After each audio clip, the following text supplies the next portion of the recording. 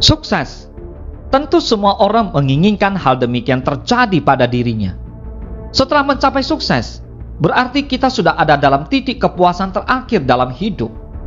Secara deduktif, sukses merupakan sebuah pencapaian tertinggi yang terjadi dalam kehidupan, di mana kita bisa memenuhi segala kebutuhan yang diinginkan dengan cukup, bahkan lebih. Dengan demikian, pencapaian tersebut menjadi tolak ukur keberhasilan seseorang.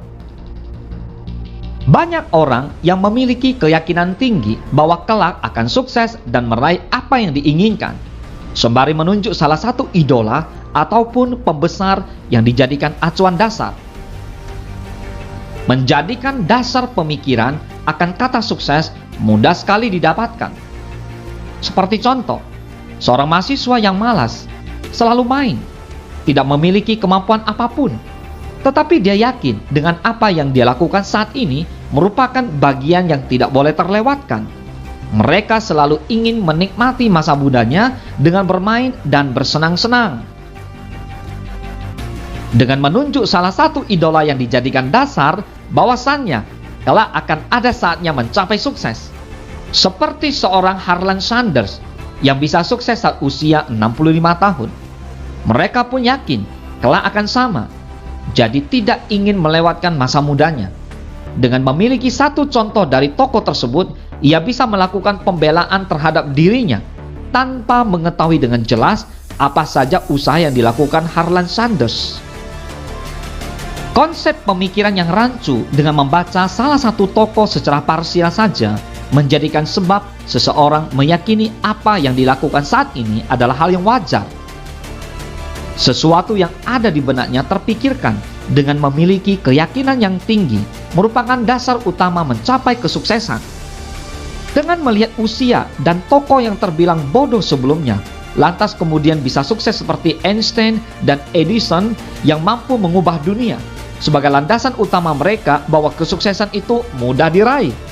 Dengan asumsi pemikiran dasar demikian, tentulah mereka sangat yakin dengan apa yang dilakukan saat ini adalah sebuah kenikmatan yang tidak bisa didapatkan di masa yang akan datang. Oleh karenanya, mereka berpikir praktis saja dengan melakukan pembelaan pribadi menjadikan tokoh pembesar yang mampu mengubah dunia tersebut. Sangat keliru sekali apa yang sebenarnya dipikirkan. Mereka tidak melihat secara keseluruhan proses dan eksperimen para pembesar sebelum ia benar-benar mencapai kesuksesan. Berlika-liku jalan yang ia tempuh untuk bisa meraih apa yang diinginkannya. Mereka sudah kenyang dengan semua kegagalan yang terjadi, hingga akhirnya mampu menemukan jalan baru yang tidak lagi buntu. Jadi, apakah keyakinan itu tidak diperlukan? Napoleon Bonaparte mengatakan, ungkapan tidak mungkin hanyalah sebuah kata yang hanya dapat ditemukan dalam kasus kehidupan orang bodoh. Dari quotes tersebut, kita bisa melihat bahwa keyakinan itu perlu dimiliki setiap orang, jikalau tidak ingin dikatakan bodoh. Namun, hanya bermodalkan keyakinan saja tentu tidak serta-merta membuat kesuksesan itu mudah diraih. Karena keyakinan tanpa proses berakhir buntu, sedangkan proses dengan keyakinan akan menemukan hal yang baru. Semua orang tentu menginginkan cita-cita dan impiannya bisa tercapai. Tetapi, hanya berangan-angan dan merasa yakin saja tidak cukup untuk bisa segera menggapainya. Diperlukan usaha yang keras serta semangat juang yang tinggi untuk bisa meraih segalanya. Kemudian, keyakinanlah yang akan menyempurnakan usaha dan kerja keras yang kita lakukan.